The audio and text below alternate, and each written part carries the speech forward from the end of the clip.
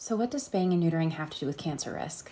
Discussion of castration and cancer risk in our patients isn't new, because dogs that are sterilized live longer than intact dogs, but they tend to die from different things. Like intact dogs die from infectious and traumatic issues, whereas sterilized dogs die from neoplastic and immune-mediated causes. The too long didn't read is that it is breed-dependent, can be inconsistent between studies, and does not apply to all cancers equally. This review article, and the more recent study out of UC Davis, support this.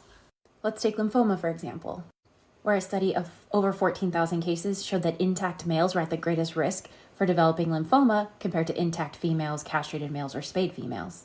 But when a bunch of Vizsla owners were surveyed, they found something different. That lymphoma was up to 4 times higher in spayed animals than sexually intact dogs. And if they were spayed after 12 months of age, it was higher than in the spayed group or the intact group. And another study of 759 golden retrievers, where they basically said male golden retrievers should be castrated just after a year to reduce the risk of lymphoma.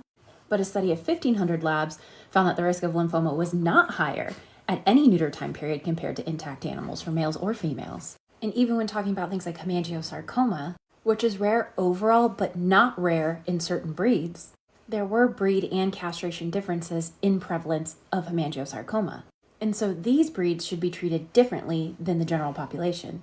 What about like osteosarcoma in Rottweilers? This was a mail-in survey to owners, where spaying or neutering before a year of age greatly changed the risk of osteosarcoma. Despite the increased risk of death from osteosarcoma, the neutered animals lived longer. And to me, this was a great synopsis. The findings of one breed-specific study cannot be extrapolated to the population as a whole, or to other breeds, because certain cancers occur more frequently and naturally in certain breeds than others. And the UC Davis retrospective study found the exact same thing. In most cases, the caregiver can choose the age of neutering without increasing the risk of these joint disorders or cancers, with only 2 small breed dogs having a significant increase in cancers, and that these neutering ages are breed by breed, and also sex-based.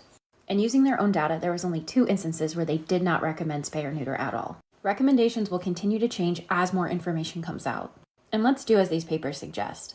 Not extrapolate breed-specific studies to our entire pet population, and have these honest and frank conversations with our clients so they can make the best decision for their pet.